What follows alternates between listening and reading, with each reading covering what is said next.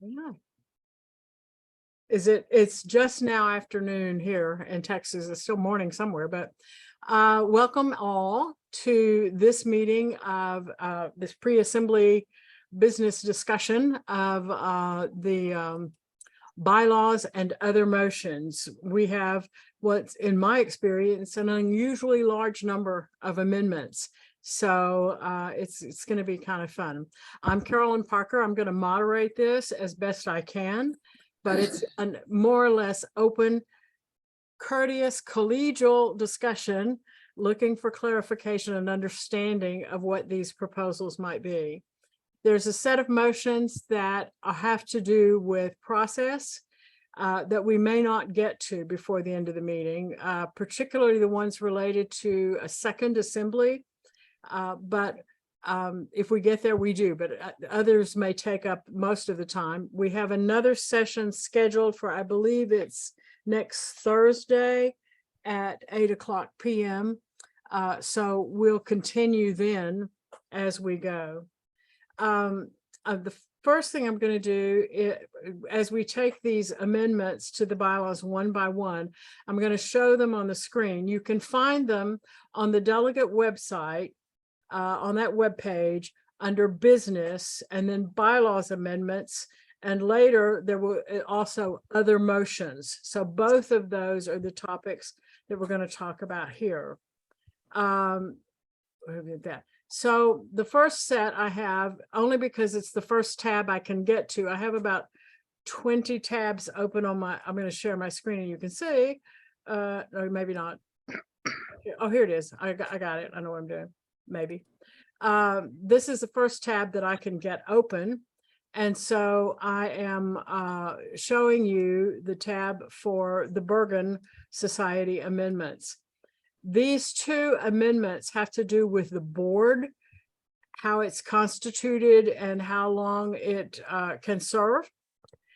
They were part of, or they're included in the discussions of the Bergen scenario, but they were submitted separately as independent bylaws amendments.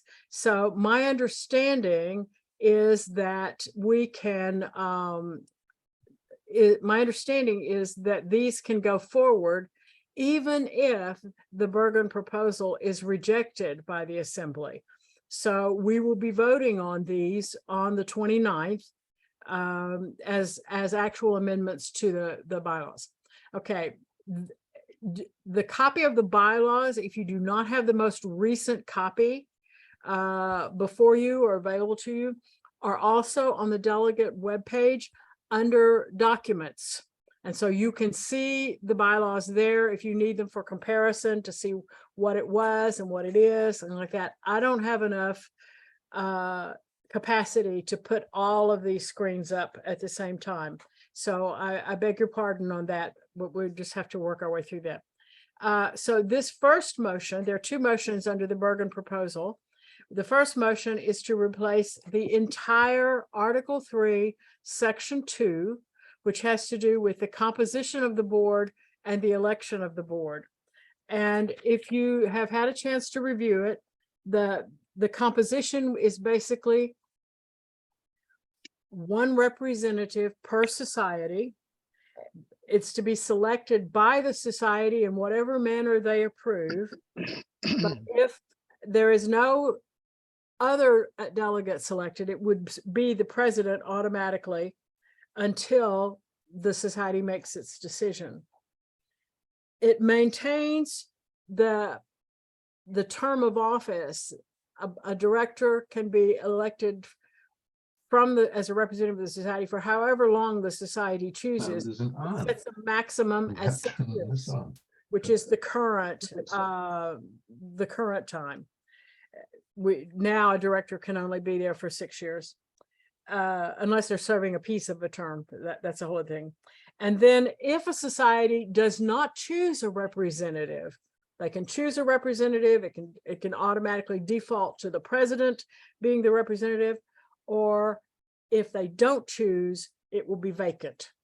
So that's as far as I can tell in a nutshell, since I don't see that we have anybody from Bergen to answer any questions about this, that I believe is what the gist of this bylaws amendment is. Are there any questions or discussion? Any comments?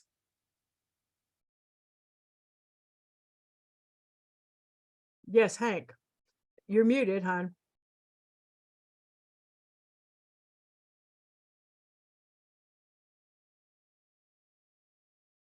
If I understand this right, the officers, elected officers, are not automatically, or That's in the second motion.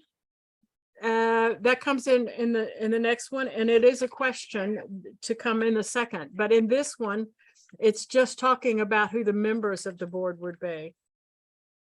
but in other words, the election of a president, the president is not automatically a member of the board.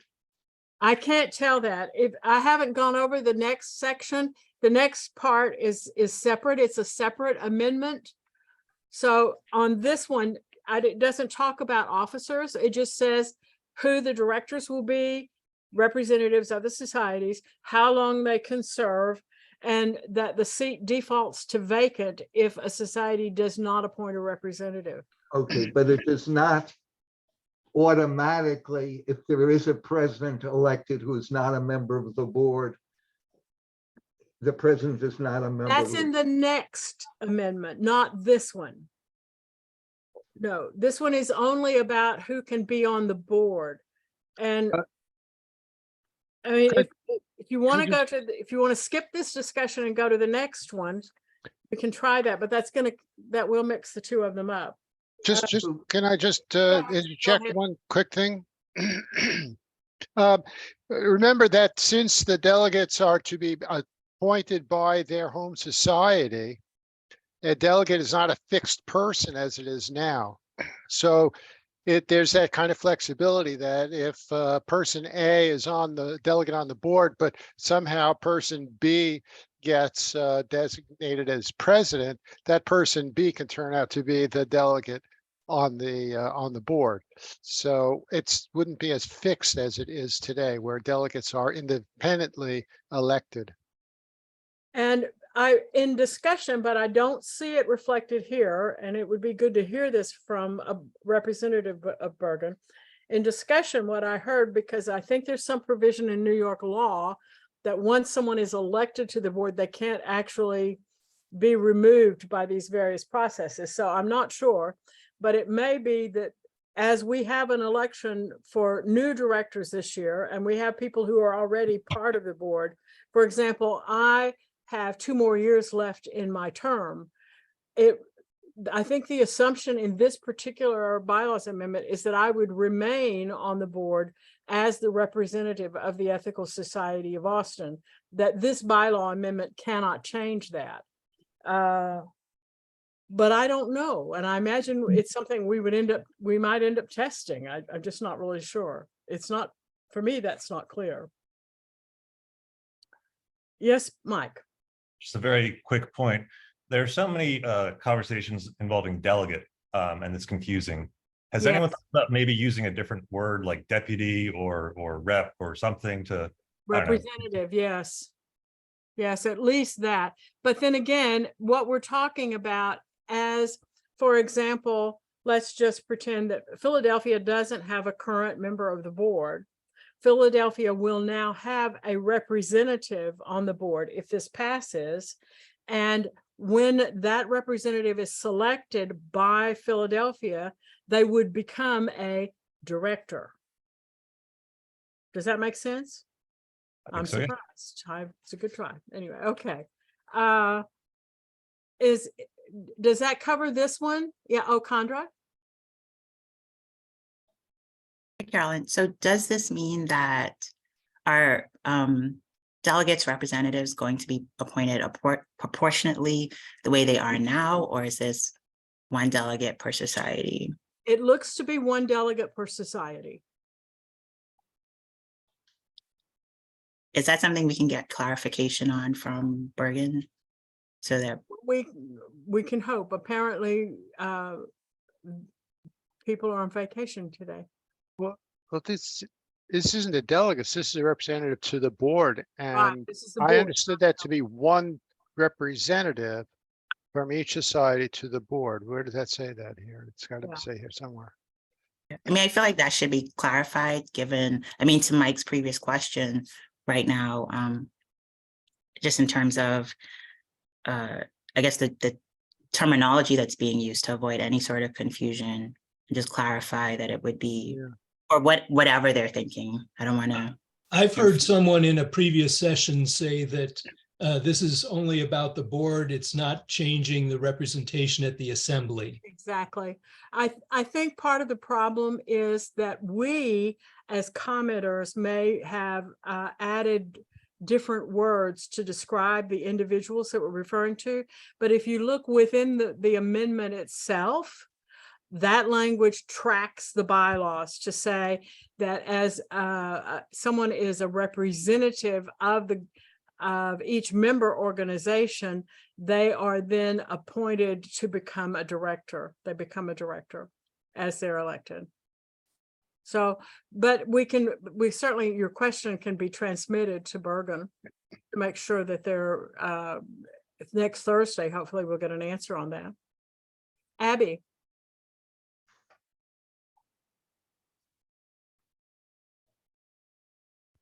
Sorry, I think you're muted. No, you're not. I don't know. I can't hear you.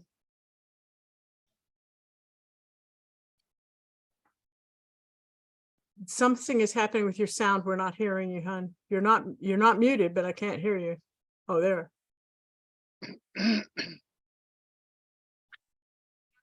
No, we'll be here. So whenever you can. Okay, but if we'll come back to this then once Abby gets her sound taken care of. The next amendment that we have is to replace the entirety of Article 4, Section 1, subsection B. This has to do with the Board Development Committee and the nominating process. And it tracks largely the language that's there for the nominating process. But there is some question, as Hank has pointed out in paragraph B, when it's identifying the officers of the board. And my question is, assuming we have 23 societies, does this mean that the board will be 23 plus 4 officers for a total of 27? Or are the officers elected from among these members? And what happens in the current year, that's where you're headed, right, Hank? Is Yep. if for example, Anya is elected secretary, does she remain secretary, or is there intended to be a new election? It doesn't seem to be clear. Right. And let's go back to the prior one.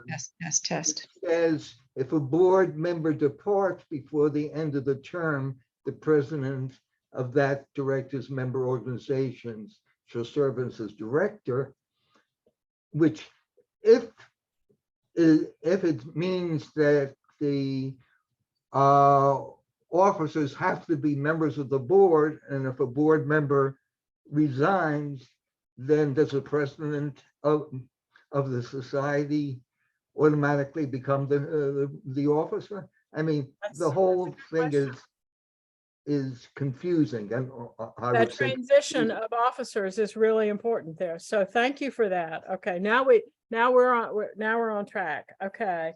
And Abby, we got sound? Let's try it. Can you guys hear me? Yes.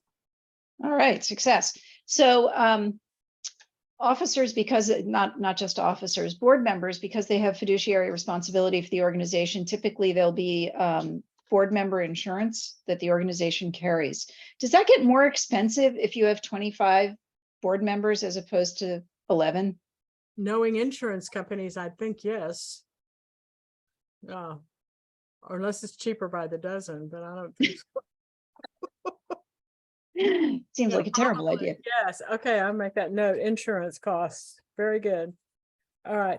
There's one other thing in paragraph 3, it talks about write-in candidates for nominations. And this is a hot topic this year, in case you didn't know how exciting it was. And what we will find is that there is a similar proposal from the Washington Ethical Society further down. So you'll want to be comparing apples and apples here when we get there. But this particular proposal requires 30 signatures, which is a reduction from 50 signatures. But I believe Wes is saying 25 signatures. So getting these, finding out who's doing what might be just loads of fun. Any other questions about this? So yeah, we'll try to get where these specific questions and send them on to Bergen, so hopefully they can ask them. Okay, now I'm going to try to go to another one. Let me just see. No. Okay, here we go. Here's some bylaws amendments from Wes, and there are 3 of them in the same packet. And the first has to do with the write-in candidates. And this is important about the timing of when this can happen. And it has to do also then, this is the first thing, is when can these write-in candidates be submitted? Does anybody from Wes want to talk about this for a moment? Yeah, I'm prepared to talk about it. Sarah? Hello. Right, so these next 2 amendments make it easier to approve write-in candidates, first by addressing the timing of those nominations, and as you mentioned already, the signature requirements. So this one, Yeah. the first one. The first one, The first one. So currently the bylaws say that write-in candidates have to be submitted before the slate of candidates is announced. And that's problematic because often people don't know they want to run until closer to the assembly. So this puts the write-in process a little bit closer to the assembly. And also a lot of people who might be interested in running are not necessarily aware of when the nominations are due. So the current bylaws really favor people who are very tuned into these rules. And it perpetuates, in my opinion, a sense of insider baseball and kind of gatekeeping to write-in candidates. So we think people ought to be allowed to choose to run after the slate is announced. Most parliamentary procedures, including Robert's Rule of Order, allow nominations from the floor. That's not a great idea for the AEU because it doesn't allow people to get to know the candidates and their positions on different issues. But this proposal would allow a period of post-slate, pre-assembly write-ins. right. To avoid the problem of there being no way to be nominated after the slate has been published, yet still allowing time for candidates to introduce themselves to the community. To put it into the terms of the calendar year, this year, the Board Development Committee announced who the nominations were on June the 1st. And at that point, there was no way for write-in candidates to be submitted because they had to have been submitted 7 days before the Board Development Committee had announced it. So that was in May rather than that. And this says that either 30 days prior to the assembly, which is the bylaws requirement for all business items to be published to delegates, or 7 days or within 1 week after the publication of the slate. So 7 days. In that period, say between June the 1st and June 30th, there's still a chance for someone to be a write-in candidate to come in there. And that's how it would have worked this year. And it couldn't. Okay. Any other questions or comments about this particular proposal? Anya? Yeah, I guess I'm curious about whether there are candidates or interested parties or potential candidates that you know of, Sarah, that missed out on the opportunity to run this year. Yes. I'm not I can answer, and then I'm not aware of any, but I wasn't very involved in the AU at that point. And I'm not aware of any candidates who are planning to use this possible change to become candidates for an election if it were to be held at a second assembly this year. So Wes is open to amend. I want to reassure everyone that these motions are not being put forward at this time in response to the current slate of candidates, and that these changes are worth passing even if we amended the motion to make them effective in 2024. I guess I'm just confused why we're spending energy on this when it's not a pressing matter. It just seems like a strange way to spend focus and spoons. I mean, this is my first assembly. I don't know what kinds of things people usually spend their time on, but it seems like a valuable change to the community to allow more flexibility for write-in candidates. I can't really comment as to the timing. Thank you, Perry. I just want to note that there are two proposals for changing the access to the ballot for write-in candidates. So whether or not there were people who didn't make it this time, I think there's apparently a fair amount of interest in the general concept. Yeah, it seems to be a hot topic. So it is widespread interest. Hank?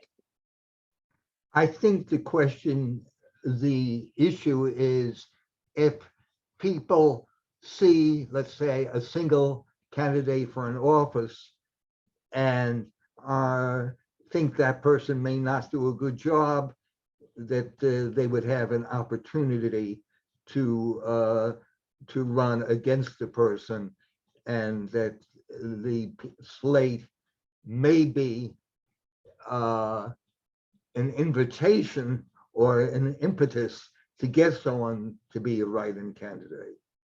Very good. Yeah, I think that's really fair. I can imagine scenarios where people would see the slate and say, oh, well, if I knew so-and-so wasn't running, then I would have run, or vice versa. Yeah. I think I saw a finger wave from Vera Brown, our new member of the Law and Mediation Committee. Welcome, Vera. Thank you. Thank you. I hadn't received any of these proposed amendments, so they're new to me, but I did review the way the bylaws were before. And one of my biggest problems was this particular section, because it was so onerous to get a write-in that it was almost, I'm agreeing with Sarah, that it was like a barrier to anybody doing it. And so the general feel, without getting, I'm not dealing with anybody personalities at all, but just the general feel of that is that it's closed to anybody else trying to get in, other than the ones that have been picked by the powers that be right now. So I do favor a revision of that. Thank you. Thank you so much, Vera.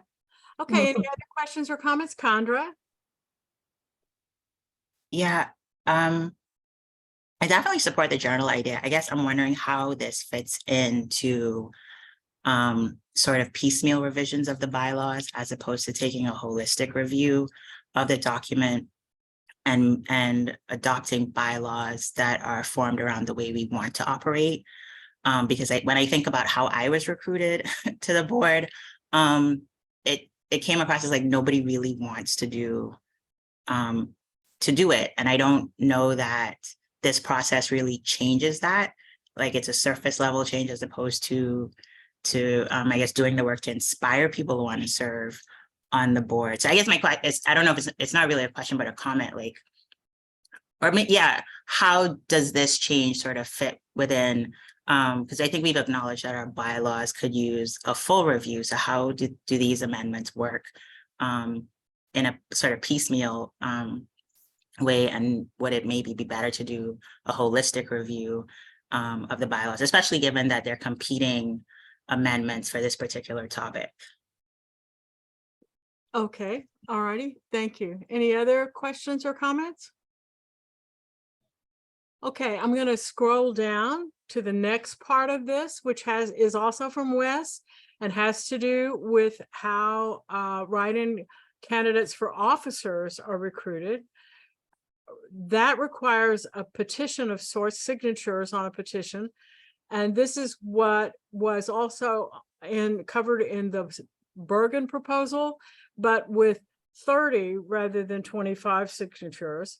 3 is the same in both proposals. And here again, what we get is the similar to the director's paragraph, saying that either 30 days prior to the assembly, which of course is already required for voting matters, or within 1 week after the publication of the slate, which just gives a little more wiggle room for open nominations, or more open nominations and more. And that write-in candidates would appear on the ballot, so that it's not something like, it's a formal process to get them on the ballot. And here is the additional caveat: during a formal and well-announced nominating period. So an obligation is created to really make sure that people know that the nominations are there. And I may have talked too much, Sarah, and not given you a chance to say what you need to say about this. I'm sorry. No, that's fine. Thank you for the summary. Yeah, this is just along the same lines of kind of lowering the barriers to nominate oneself. Lowering the barriers. Good one. Good phrase. Okay. Sorry, you're muted, hon. Sorry, just a point of clarification, maybe everybody else understands this, but these amendments would be voted on at this assembly, but would not affect the voting of the slate for this assembly. Is that correct? These amendments, yeah, nominations are over. There is, however, some question, and that will come up in the next issue, where exactly that question is very pertinent and relevant. So before we go to that next one, let me just ask if there are other questions or comments on this one. Laura. Anybody else? Laura? Yeah, I haven't changed my name yet. Yeah, I just wanted to comment that while these amendments are feeling piecemeal at the moment, I hope it opens the door for, as Condra was referring to, a systemic, holistic review of the bylaws Right. as part of this next year's work. It's very needed, but this is what you would call, for now, stopgap. Right. Right, that's the point. Yes, yes. Okay, anything else on this section? Now we go to where we're going to be seeing case question really pop up. This is when only one candidate runs for office. What we have now is a situation where when there's only one candidate, they're automatically elected. It's an uncontested thing. So this is a change so that in the event that only one candidate appears on the ballot, a majority of votes cast is required to elect the candidate, which means now if someone got only one vote and there was no opponent, they would be elected with one vote. Even if there were 30 no votes, the one vote would elect them.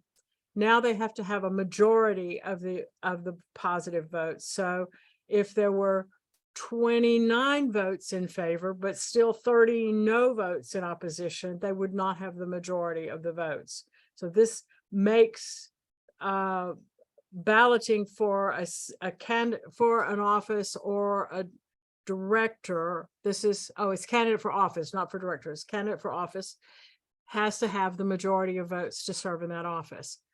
And just to add to that, Kay, the question is, when do our bylaws come into effect? One of the reasons why we need this full review of our bylaws, a complete deep dive revision of our bylaws, is we don't have an effective date for bylaws amendments.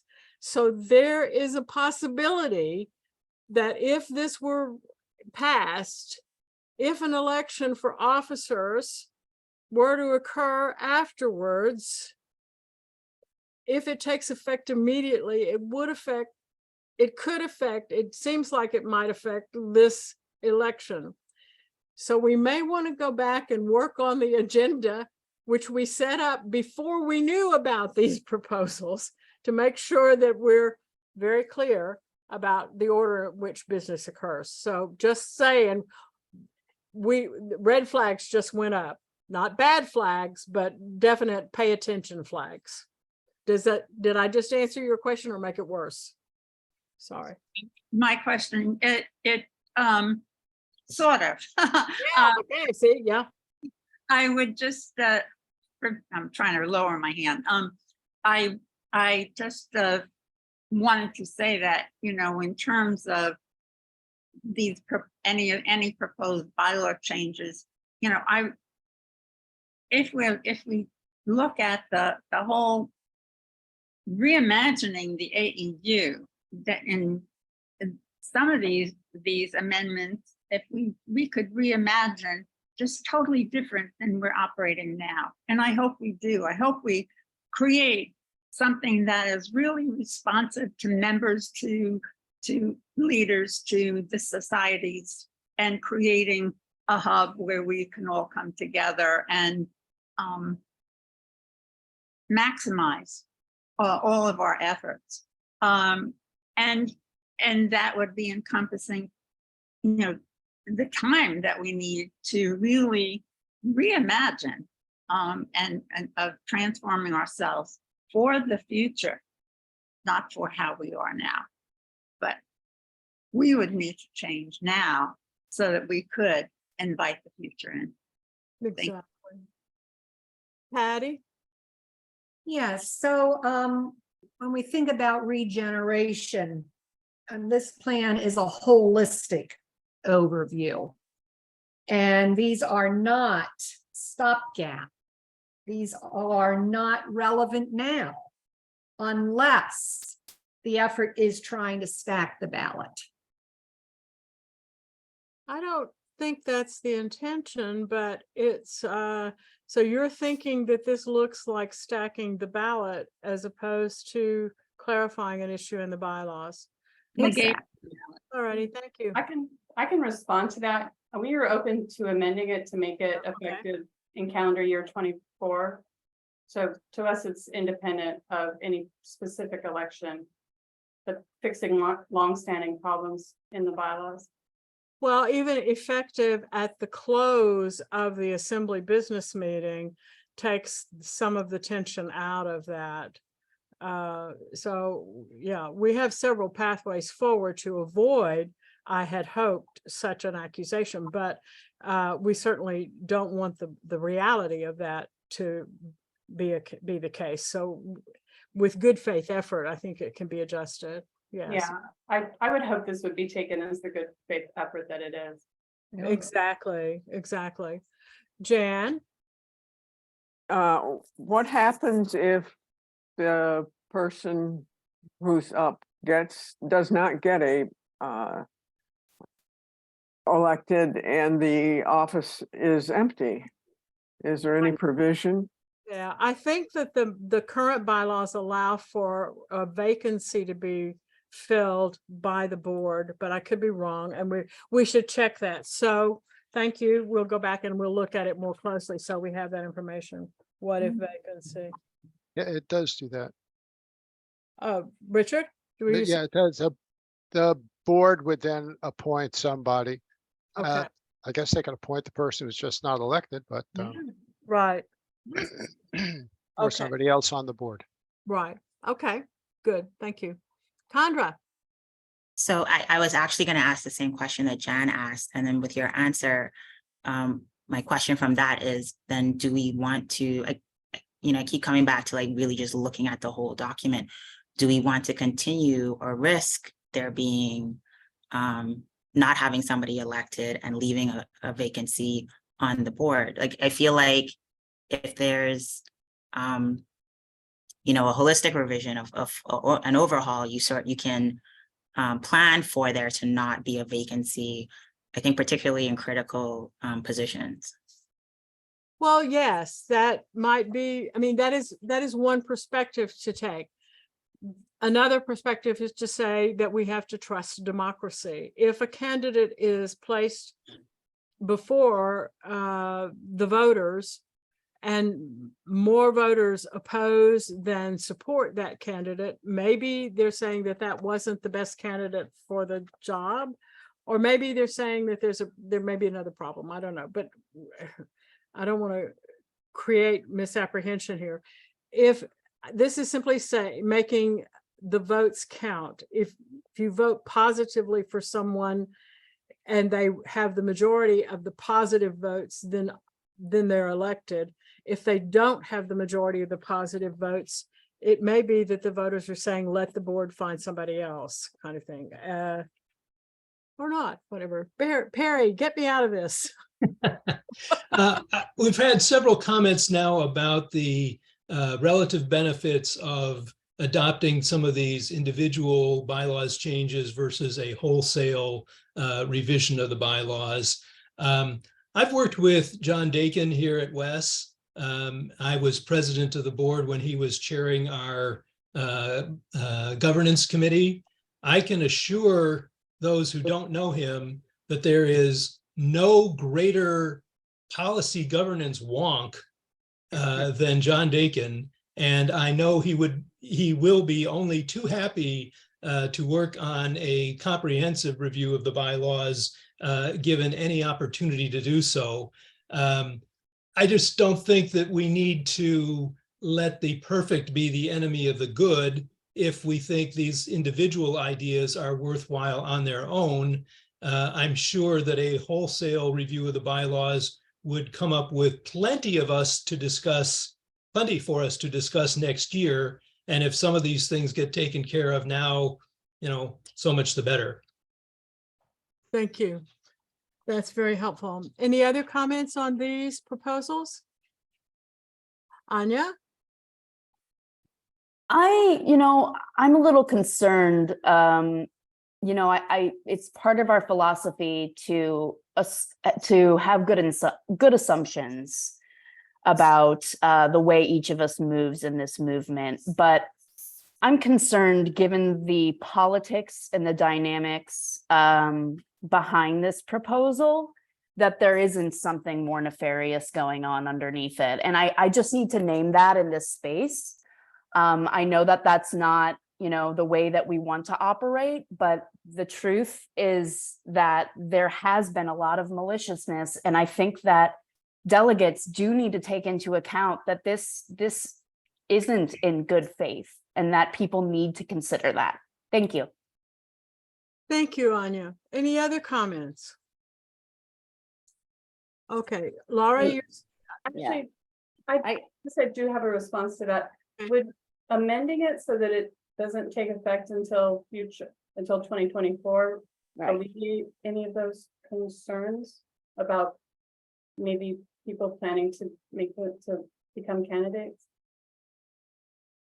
Yeah, Like, and that's if what I we was could going to say. if we could divorce the current political scenarios, taken at face value, are these worthwhile changes? and we're also aware of some flags that have been raised that we need to make sure that we remove them by trying to make sure that the possibility of interference with the current election is removed. So you have agreed to that and we're aware of it. So we're going to work on trying to make sure that there's no conflict there. It's not political, it's meant to work on the system. Good point. Thank you. Laura, you had something you wanted to say, and then I think Hank was waving too. No, No, I was going to say the same thing that Sarah did. it's been said already. Okay, very good. Thank you so much, both of you. Okay, appreciate that thought and concern. All right, moving along, we come to a couple more proposals from, let me see if I can do this without blowing up my computer. Yes, maybe. Yes, these are two additional proposals that have been submitted by WES, but they were also initially submitted to the board by the interim executive director.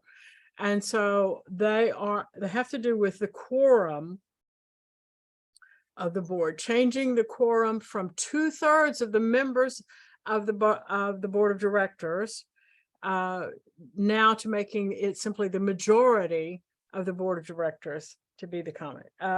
Okay, and do you have, I'm going to stop talking and let Sarah, do you have anything else you want to say about this one? Yeah, just to clarify the provenance of these, as you already mentioned, these were originated outside of WES.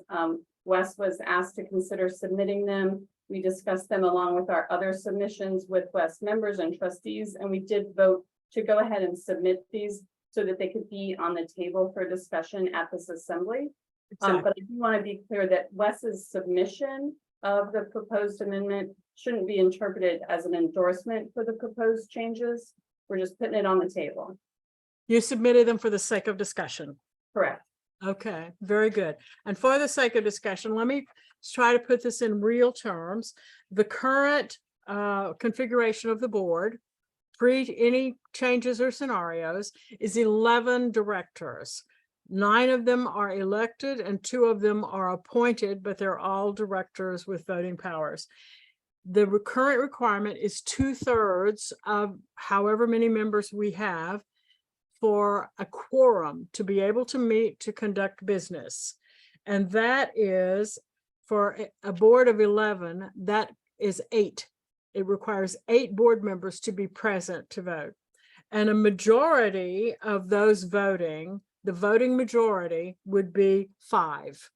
So 5 directors would end up deciding policy or are enabled to decide policy under the current bylaws. We have had from time to time, from time we've lost a director this year. And so we only had 10 board members. And so when that happens, our quorum is 7, meaning that with 7 as our number, required quorum, a voting majority of 4 can determine policy. Now that's if you only have 7 there. If you've got 10 there, it's you get a majority is bigger, it takes 6. But for the bare numbers, if you only have a bare quorum present, then those are the numbers that are there. So now this is going to have a 11 board member size of what we have right now. The majority is not going to be, the quorum is not 8, it's going to be 6. And then the voting majority is not 5, it's 4. So it's simply reducing that majority. Can I say something, Carolyn? I'm not really following your math. If there's 11 board members, right? And a majority is 2/3, correct? Right. That's 7. And so what I'm saying is if there's 11 board members, the majority would be 6. And that is the simplest way to say that. I know, except in terms of the 11 board members, it's not 7, it's 8, because we can't have an arm and a leg. And right, but it's 7.26, so you always go down when there's a. No, you don't go down, you go up. You have to go up. Oh, wow, that's unique to the world. Okay. Okay, thank you for that. Don't have 7.26 people unless you have 8. Okay, but that's, yes, unnecessary. So this is going to change the numbers slightly so that a smaller group of people can make the final decisions. That's the effect. Do note, however, the recent difficulty in attaining a quorum was for the June board meeting. We did not have a quorum. We had several directors who could not attend and one didn't show up. So we didn't have a quorum, but that was one board meeting. They could not meet for a special board meeting because the notice wasn't apparently long enough, but otherwise we've maintained a quorum for all of our meetings. So just, you know, this board has tried, but failed. So if this is necessary, that's what the change is going to be. I'm going to shut up. Questions, comments?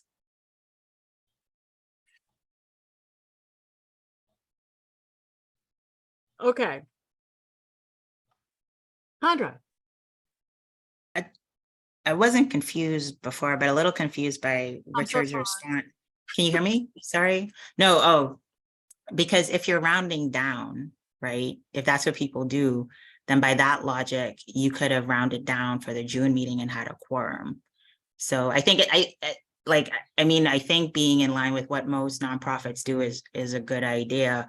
But I guess like I want us to be consistent in the logic and rationale and how we're currently operating. I think it's less a concept of math than it is a concept of democracy. And so, Richard, can you help us? Is how unusual is this in the world around us? No, it's not unusual at all. I mean, it's just a question of counting what makes 2/3 or whatever the quorum requirement is. If the math comes to 7.25, you have to have more than 7.25 to get 2/3. And that would require 8 people there. If you have 7 people there, you don't have the 7.25. I don't know, we have Vera here. Does Vera has a comment on that? No, I don't at the moment. Okay. Uh, Abby? Oh, sorry, Vera, go ahead, finish your sentence. I was just looking at, in the bylaws that I have in front of me, it doesn't have, it doesn't talk about quorum, but one of the things that it did have was that it had to be cast the presence in person, and I was going to add or by Zoom. Yeah. But what I have is not what's up there. Okay, all righty. And so I was going back and forth trying to figure it out, but I do think that you should add Zoom. Well, the majority of the directors present at any meeting, yes. All right, I'm gonna make a note, then check the original. Okay. All righty. Any other comment? Oh, Abby, sorry. There you are. Oops. I'm still muted. Hold on. Can you hear me now? Yeah. Okay. So I have been on a number of boards. I've never been on a board that operated by majority vote. I've always been on boards that operate by consensus. And for the boards that operate by consensus, the voting majority is not really a concept.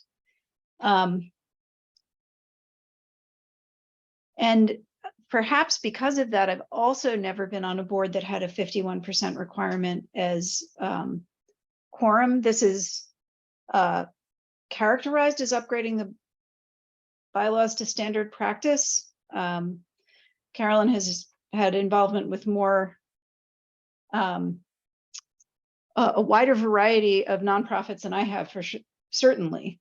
But I wonder whether the higher percentage for a quorum is associated with organizations that also tend to operate by consensus, which is associated with organizations which put relationships in the center of what they're trying to do.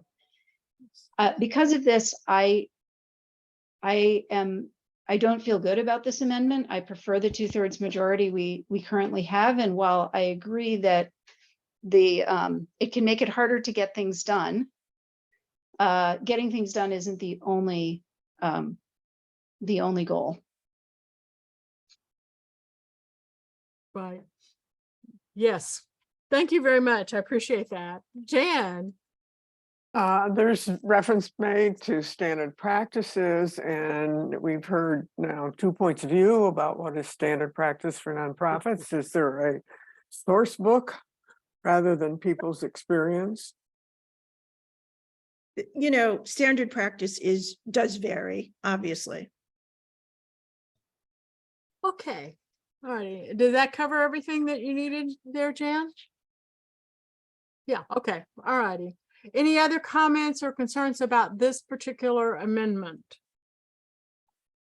Okay. Now we come to the next one. Let me just scroll down. Has a list of terms and vacancies and removal from office. So this entire section here, not the whole section, but the removal from office provision is to be replaced by this section. And I didn't get it all on one page. it didn't work, but this section creates a new code of conduct so that beginning with the election held in this current fiscal year, and this would affect the new board that's about to be elected. The directors will comply with the AEU code of conduct, and the purpose is explained in here. And then it is delineated what the code of conduct might be. And then it again begins to talk about what the possibilities are for removal. So Wes, Sarah, do you have anything you want to say about this one? No, I have some questions, but I can wait my turn. Okay. All right.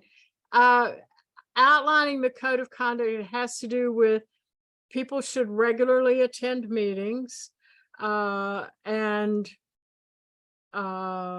they should work respectfully with other directors, employees, agents, and others in a spirit of cooperation with courteous consideration of their opinions, not use their position for private gain, and not make any statements that purport to represent the AEU without authorization from the board, and conduct all functions that they carry out for the board with due care and in a confidential manner if required. That's skimming it, but it's a fairly detailed kind of thing. Are there any questions or comments about this one?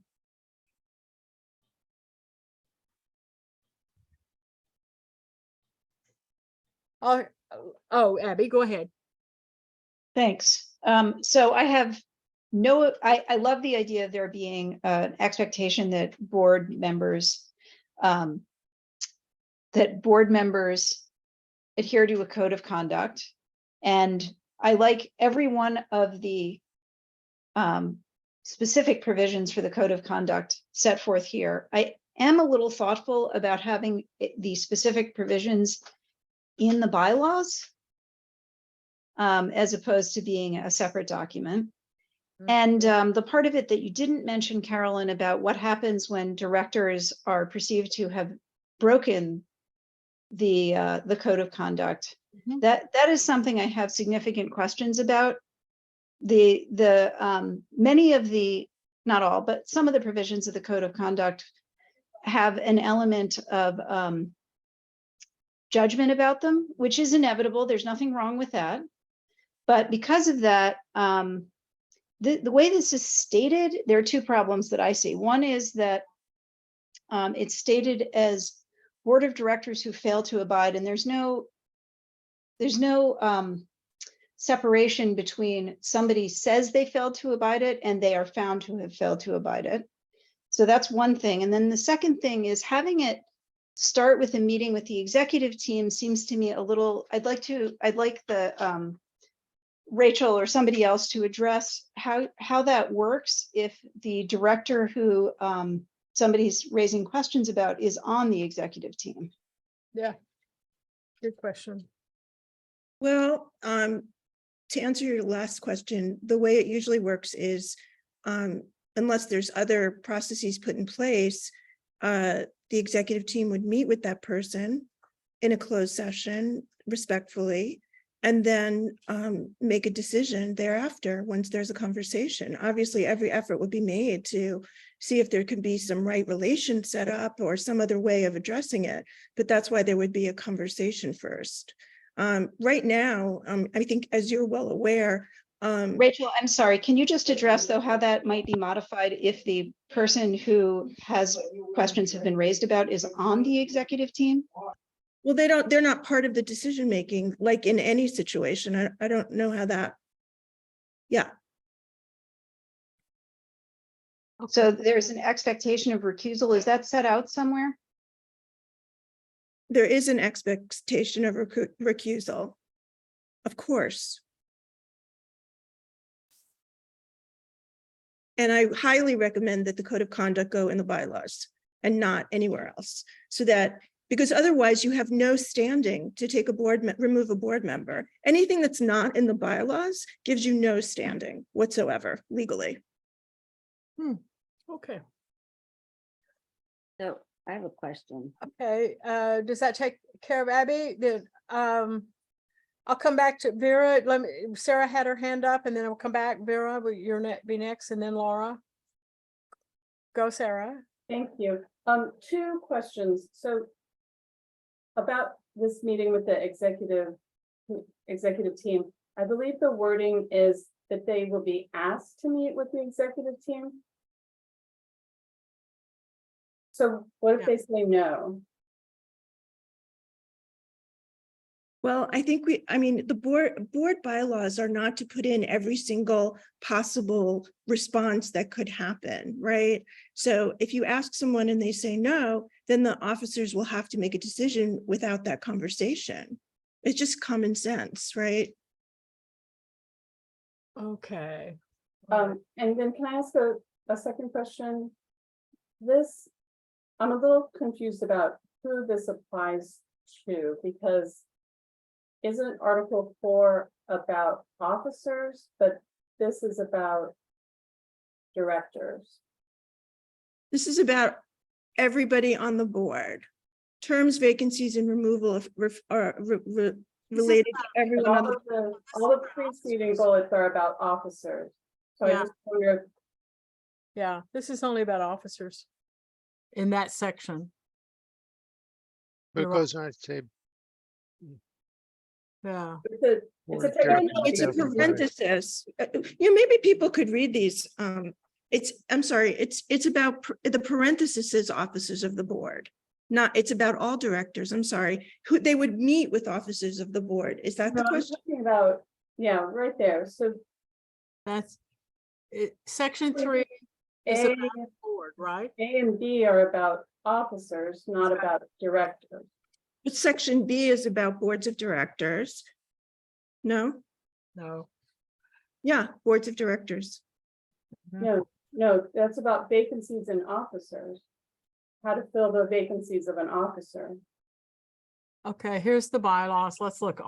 Tell me what article it is, Sarah. Article 4. Yeah. Okay, hold it for it.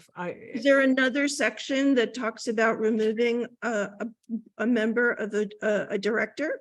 Okay, Article 4. I didn't find any. 3. Maybe there should be one added, but right now that's Section 3, terms vacancy. This is elected officers. It's not the entire board. So it is only referring to officers. This is the section that's quoted as having this paragraph replaced. Which So is there's no other section for directors. So I see There was another section directly above it for directors. Oh, Yeah. cool. There is a section up here. Sorry, it takes me forever to scroll. Well, you just passed it. Write us, but we'll get there. You passed it. it. No, oh, sorry. I was going to go to the table of contents. I can't do all of these things. Let me go. Okay, oh, all right. There. Where 4? I'm looking for 4. Board of Directors and composition election special. Well, let's just go to the Board of Directors and we'll just scroll down. Here's the Board of Directors. Composition and election is what we talked about. Terms, eligibility. I think here's the nomination process, voting rights, ranked weight voting, election criteria, vacancies. All right, this is where directors may be. Any board member who misses 3 consecutive meetings without prior excuse may be removed from the board. That's all that it says about removing directors. So this is a section that you're thinking that would need the code of conduct?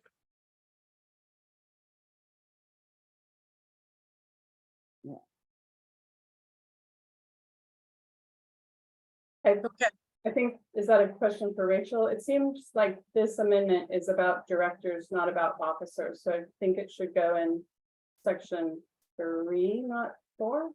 Yeah, that's fine. We can do that. We should have talked about that beforehand, Sarah, but great. Let's do it. Thank you. Okay, so you work on that and put it in the right section and see who it's referring to, and that's the thought. Okay, and now Vera had her hand up. Yes, ma'am. Yeah, Two different things. One is don't count on an expectation of recusal. Look at the Supreme Court and Clarence Thomas and voting on a case that may involve his wife. And I do believe that certain people, if you're deciding about them or their immediate family, they should not be voting. They should recuse, but it has to say so in the law because otherwise it's up to their decision. The second thing is I was going to talk about the code of conduct, and that should be in the bylaws, and it should refer to both officers and directors. And to where you put it doesn't matter so much as that it refers to everybody. Right. All right. Good Thanks a point. lot. Yeah. All righty. So maybe it needs even a new paragraph to say code of conduct for everybody, and then it's clear that it refers to it. Very good. Okay. Thank you. John? Oh, wait a minute. I forgot Laura had her hand up. Sorry, John. Thank you. Thank you. Would someone please speak to how one measures whether or not someone has crossed the line? I believe that as Vera mentioned, from the Supreme Court down and out in Congress, everywhere you look, that is one of the basic difficulties in removing someone from a position, is how it's defined and how you measure that. And to me, it just backs into what Abby had referred to earlier, which is that sometimes judgments are inevitable, but how do we gauge that? How do we define that? And how do we do that within the definition of ethical living? Good question. Anybody will have a Sarah? Anybody? Well, we've got the question. We'll keep posting it. And we'll go to John, and then Richard raised his hand. Richard may have the answer, but John's first. Okay, thank you, Carolyn. With sadness, I'll share that the current board looked into the removal of one of our members. A supermajority of us elected to look into this and obtain the advice of counsel. And a couple of things came up. One is that the current bylaws do not have any provision for the removal of a director. If you look in that section, there is a provision for the removal of an officer. But one of the things that came out from the advice of counsel was pointing out that directors and officers are chosen by the assembly. And as a general rule under New York law, it's only the body that places someone on the board or places someone in an officer role can reverse that. So many years ago, it was changed. It used to be that the board would elect its own officers, which then puts the board into position to consider reversal of that. But because the assembly makes these decisions, the findings of council indicated that things need to reside with the assembly. So, you know, we can pass these amendments, but we're still going to bump up against the restrictions of New York law. Okay. All right, thanks, John. And Richard. Yeah, I just wanted to add a civil point that I think we can defer the question of procedure. I mean, the board, the bylaws can refer to a procedure, but I think it's more complicated than we could just sort of work offhand here. I think we had another procedure a couple of years ago, and it got extremely unwieldy because it was being devised as people went along. And it became very, very overwrought and overcomplicated. So I think this in itself requires some thought and some proposal. So if this just refers to procedures, you know, outside of the bylaws, I think would be useful. Okay, thanks. I have just a couple of points that I want to ask. When we talk about, when it refers to applying to the board of directors, and we sort of seem to shifted from this just applying to officers to applying to the entire board. If it applies to the entire board, then it would apply also to ex officio members of the board, appointed members and ex officio members, as well as elected members. I may or may not have any skin in this game after these amendments are or are not passed, but it does make a statement that the AEU board president will make every effort to schedule or reschedule regular meetings to ensure maximum participation of all directors. So there might be some question about what does every effort mean and how many times do you reschedule or how much do you have to do before you sort of give up. So that's a little clarity needed there. This clear, I see in the last paragraph, it says board of directors who fail, and it should be probably, you might want to, when you move this, make a change and just make it directors who fail, but clearly also refers then to the entire board.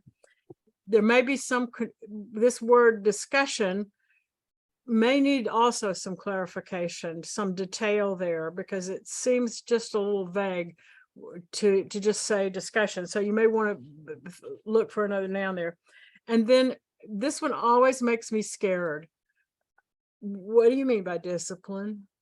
And so that kind of thing might need to be clarified. I mean, what are the limits of discipline? If someone makes a mistake and they say, I'm sorry, do you then still kick them off the board, or what is it you do?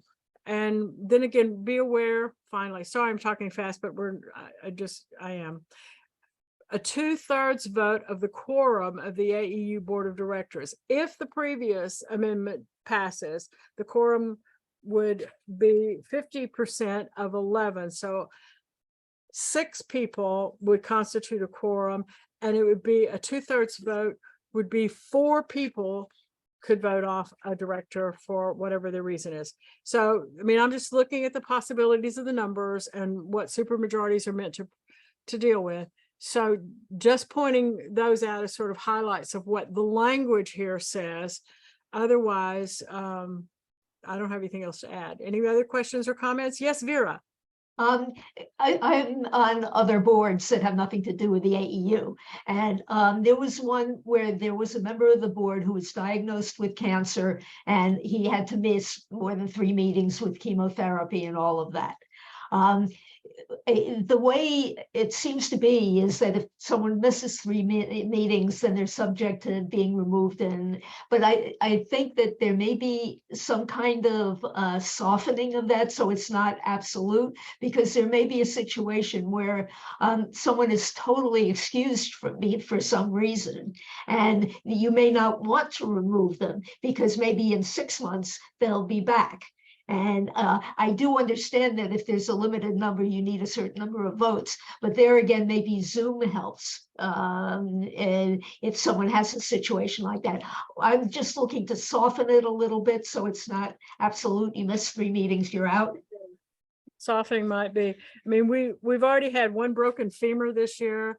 We've had a critical heart event, and who knows what else is going to happen. And we're not through with this year yet. So good point.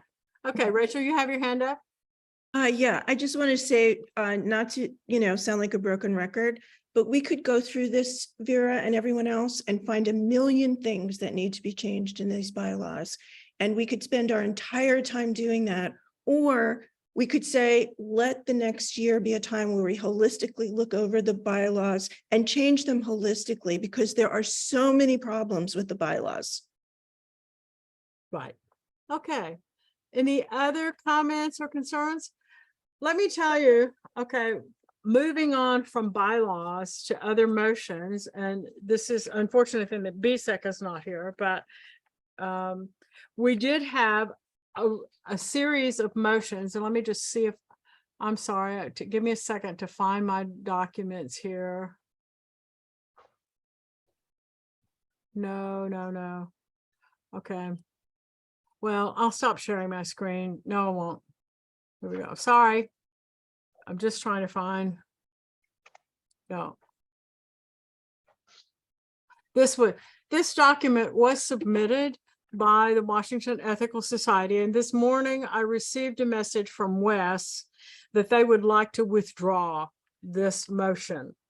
And this is a motion that would have been pretty close to the top of our agenda for the business meeting and would have affected the rest of the agenda. And their determination is that maybe it's not strategic at this time to do it. So it's, or not, okay, scratch strategic. It's not a good idea to do it right now. So it's withdrawn. I believe that we are okay to simply just announce that it's withdrawn and take it down, take it off of the agenda. But I wouldn't mind having input from our law committee when the time is ripe, that they might also advise, is there any precedent or practice in the AEU, anything in our history that says we have to take a vote on this in the business meeting to allow people to change that, or can we just do it?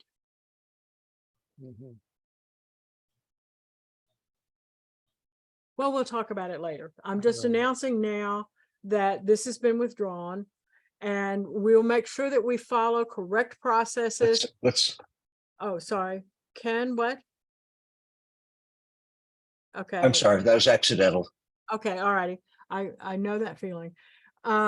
So we'll talk about this and make sure that we follow correct procedure so no one is worried about, you know, bad acts. And but Yeah. Sarah's here and she can confirm that they did wish to withdraw this motion. Right? Okay, nod head, Shara. Nod your head. Okay, this is done. Okay, Excuse me. right, wanted to say? I just wanted to say that it would be really great, since the board voted to hire a parliamentarian, to have a parliamentarian in the wings that we could ask questions and know things before, so we can do things properly as we approach the vote, so that we don't have to backtrack and say, oh, we didn't do it quite right. And since the board voted for that, I hope that we get a parliamentarian in this midst. Thank you. And as the board directed, we hope that that process is underway. Anya? I just wanted to clarify, whose responsibility was it to hire a parliamentarian? Yes, it was given to the voting support team, and I have not heard from him yet that they have done that. So in the meantime, we're checking around where we can.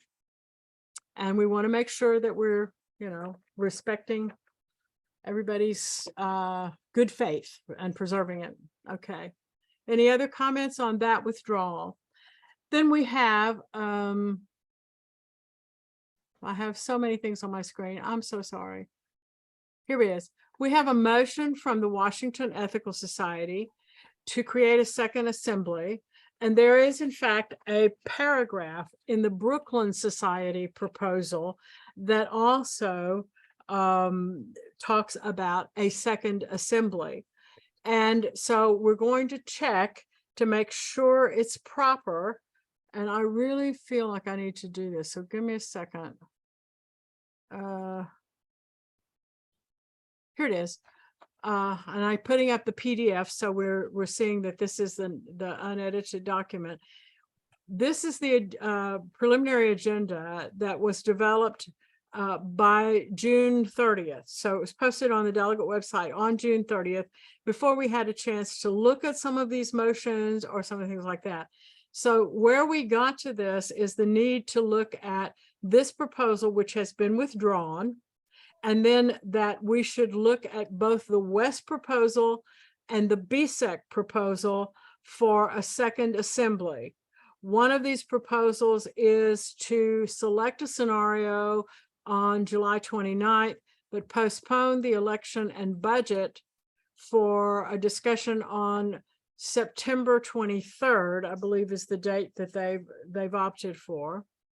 BSEC's proposal is to create a second assembly where the budget is adopted and the election is held on July 29th, but we postpone the decision about the scenario until a second assembly, which would be held on December 16th. That would hopefully have a consensus resolution for us to look at. because these two motions or resolutions, wherever we are exactly the opposite in terms of the decisions that would be made at assembly. We had, if BSEC passes, we would not be voting on any of the resolutions, and we would instead go to the budget and the election. If West passes, if West passes, we would go to the resolutions, and there's still the possibility that BSEC might be chosen. Even then, you can see why this is fun. And but we would skip the budget and the election of officers and directors. So that's why we felt these needed to be at the beginning. There you are. Okay. So what we're looking at then is, are we looking at, I'm sorry, I've closed, here it is. This is the BSEC motion, and you can ask your question. I mean, no, this is the West motion. We can ask our questions now and get the discussion. We have 12 minutes left, but we'll pick right up here when we meet again on the 20th to continue these discussions. But we can at least ask questions right now of Wes, where they're saying that we would postpone the election of directors and officers and the approval of the budget, and that we would hold a second assembly on September 23rd, and that any additional matters of business that need to be included will show up there. Now, one more point, sorry, and I'm talking again, Sarah, I should be quiet and let you do it, but Patty's nodding her head, sorry. That there has been a petition submitted by members of several societies, and that same petition says the same thing. So instead of allowing the assembly to vote on it, this petition is meant to call an assembly for September 23rd, at which point I don't know whether this motion is moot or not then. And so we're still waiting. I'm still waiting to get a chance to talk to legal and parliamentarian about that. But I'm just letting you know that this may not be final, even as we discuss it now.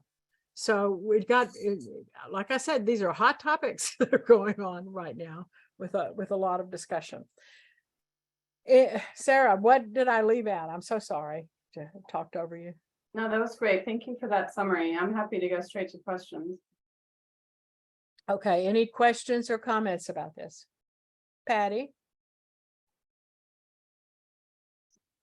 I would like to know, what is the reasoning for holding off on voting for officers, board directors, when this has been precedence at every assembly I have attended, that our officers and board members are voted on during the scheduled assembly time? I mean, to me, there seems to be something up, that we're not voting for these slate of officers in July, the end of July. What's the reason?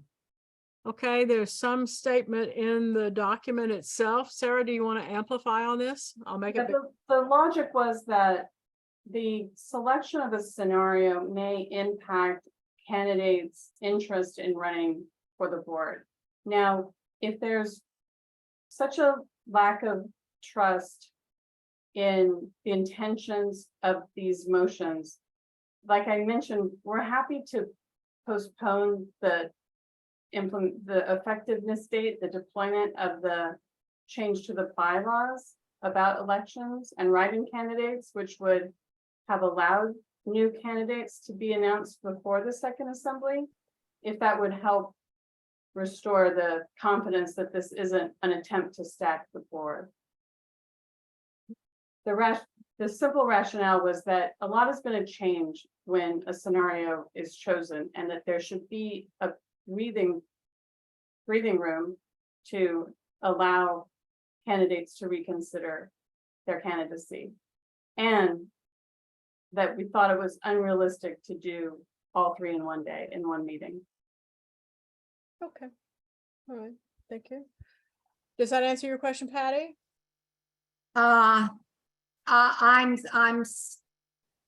Yes and no. I mean, I just think that, you know, when you have a board and you are, if it is voted on a scenario by the majority of delegates, that the board is required, regardless, to work with that particular scenario. And if they can't, then they can step down and someone else will come into place. But this is very disturbing for me. Yeah, I think consistent with that thinking that there may have been candidates who would decide, I cannot work with this scenario, I don't want to work with this scenario, and that they could be given that option before the election rather than after. Okay, thank you very much, both of you. Perry? I just want to point out that the other thing that would be deferred under this West proposal is the passing of a budget. And again, I think our feeling was that it didn't make sense to be deciding on the budget when there would be different scenarios that would be leading in such radically different directions financially. Because we're looking at six budgets at least right now. So yeah, okay, good point. Okay, Anya? Hi, thank you. I just want to raise the point again that I find it really concerning that this is a priority. If you all have attended the candidate events, including the President's Council event where candidates were invited, you would see that all of the candidates that are currently running have not stated that they would drop out if any particular resolution was chosen over the other. I believe all candidates are interested in serving regardless of the scenario selected. So I'm pretty disturbed by the suggestion that this needs to be some sort of open avenue. And that is why I don't believe that it's possible to consider that this is being put forward in good faith when all of the candidates have stated that their priorities are to lead, to serve, and not to be beholden to a resolution. So I just want to name that. I think that delegates that are listening need to really take that into consideration. Thank you. Thank you very much, Anya. With oh, sorry, go ahead, Sarah. Of course, this was submitted before those. Exactly. But I was happy to hear that. This proposal just was allowing for different contingencies, which it sounds like we won't face. So this was filed on before June 30th, before any of the candidate forums had been held. Yes. Okay. Thank you so much, Sarah. Correct. Richard. Yeah, just a technical point. The terms of office provided for in the bylaws is simply 1 year. There are bylaws that state the term is 1 year or until replaced. In other words, what will carry on the term up until September? There's really nothing. So the officers really would be, by the bylaws, out of office as of July 29. And the two directors who are retiring, their terms would be up. So we'd be headless for the 2 months.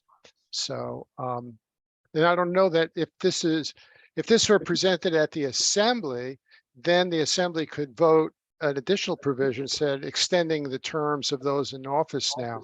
But if this is called upon by a petition and it'll just be taken up in the assembly later, we're going to have an election and those new people will be in, and it'll be moot by the time of September. Right. So we have the possible proposals may conflict with each other in terms of what can be done. Good point. Thank you for raising that. And Anya?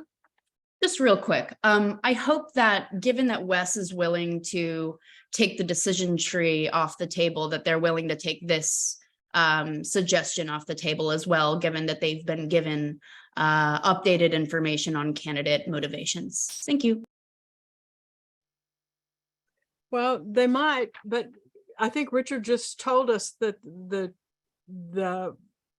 petition is not something that we're able to vote on, and this is something we're able to amend and vote on, and it so you may want something to vote on. I don't know. It depends on what you want out of assembly. Anyway, never mind. We'll continue to try to make it clear what the implications of each of these are. BSEC is not present. We have 3 minutes left in our time anyway. So what I want to do is thank you all for your time on Saturday. What a gift and what dedication to ethical culture that you're here. And we have another event at 3 o'clock Eastern time, which is pretty soon. So it may be time to take a break, but not before we hear from our interim executive director. Go, Rachel. Hi, I'm sorry, I might be a little thick here, but obviously it's my first time at the assembly. And I didn't really understand Richard's comment. How does the petition, I mean, I heard moot point, I heard that, but how do petitions actually work from beginning to end? You're saying we don't vote on petitions? I'm not clear. Oh, no, it's Washington, or the people in Washington elected to present a petition for an assembly. And it has nothing to do with the July 29 assembly. They've requested the calling of a special assembly. Now, the bylaws don't provide for it, but New York state law does. It says that a meeting of all the membership can be called by a petition signed by 10 holders of votes that would be voted at an assembly. And they gathered enough people, which is arguably 10% of the entire delegate pool. I didn't check the arithmetic, but they're representing that it is. So in that case, there should be an assembly on September 23, and it's not a question. It's not something that we're voting on. It provides that, but it has within it several presumptions that certain things are going to happen on July 29, so that such a special assembly is going to be necessary. And so in connection with stop right there, because I didn't understand that sentence. Their expectation, as I understand the purpose of it, is to enable there to be another assembly to make decisions that would be relevant, necessary, appropriate after the July 29 assembly. And July 29 assembly will not really answer everything according to the presumption behind this. It's going to be a selection of a scenario, and that's different scenarios are going to mobilize different people. It's going to mobilize a different budget. So those decisions really can't be made on July 29, they say. So let's get ready, set up a special assembly to catch us 2 months later when we know what we're going to do. Does this preempt people voting on scenarios? No, it assumes that people will be voting on scenarios. And people will also be voting on budget. So is that what you're saying? No, I think they're saying that you can't vote on a budget. I mean, this is in the middle of a presentation. I think they're saying that, and Sarah's here, she can pick it up where I may be mistaken, but I think there is the presumption that you can't realistically prepare a budget until you know the scenario. And once the scenario is selected, let's have a special assembly all ready to pick up the ball within 2 months after July 29. So, within a certain logic and presumptions, it makes a lot of sense. It's possible for that to have been presented at the July 29 assembly as a vote. Let's defer some of these, option D would be deferring this question altogether until, September 23, when we have a clear idea of where we're headed. Richard, you said we don't vote on this, that this is already a done deal because it's correct. And it's right of West to do this. So I'm still going to backtrack again because I'm still not totally clear, or I can't believe my ears, which is is it that because of this petition, there actually will be no votes on a scenario or budget? This precludes that from happening. I would say no. We're having an assembly on July 29, period. What they've done is they've set up the special assembly, basically teed it up. This can't undo anything we're doing on July 29. And what may turn out is on September 23, that'll be completely moot and no one will show up. But they have it teed up. Okay, so that means, does that mean that the first order of business for the new board, should they be elected in, is that they now have to get ready for this assembly? Yes. Yes. Really? Wow. Yeah. Thank you. Did I, anything to add, Sarah? I mean, was I on? Yeah, thank you. Thank you for your summary of it. I think the assumption is that there will be a lot of business to do after the meeting on the 29th, regardless of what scenario is selected.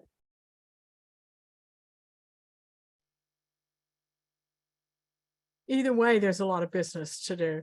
Okay, we are past our time on this. If we can be very brief, Condra and John, then we're going to stop the recording. So after that, Condra? Yeah, sure. So am I missing that some of the proposed resolutions don't have budgets? Like SVES has one, Bergen for sure. Like the scenarios have come with budgets. So why the need to split the decision between choosing a scenario and choosing a budget, especially when budgets have been provided?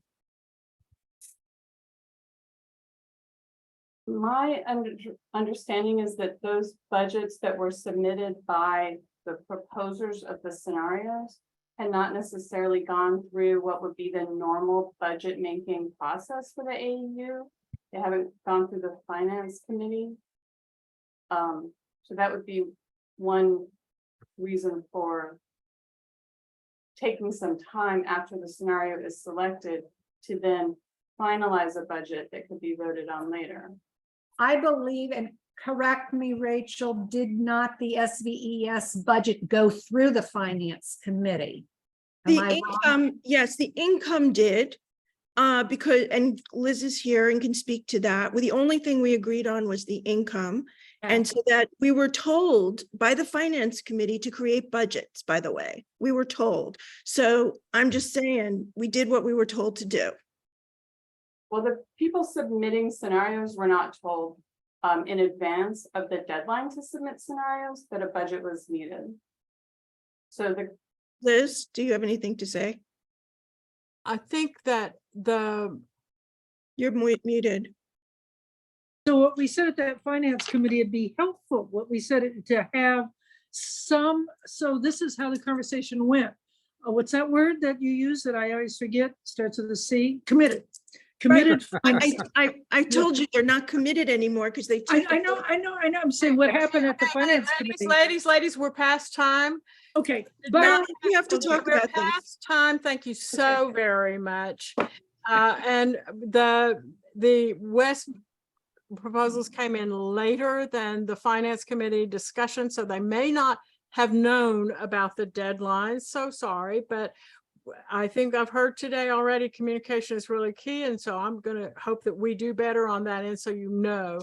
And if John, I said you could you be really brief, and then we will, and I thank you all very much. Sure, it's good practice for me.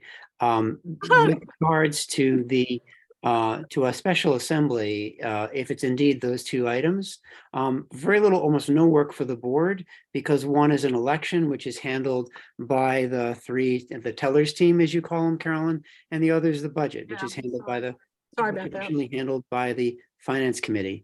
And finally, I don't think Richard is correct about there being a 365 day term for the board, because if that's the case, last year's election was on July 22nd, and I don't think he means that this year's officers leave office on the 21st. So I don't think the bylaws are quite so specific about 1 year. I think it actually refers to the following year, there's another election. That's all. or assembly years, which are very vague. So listen, thank you.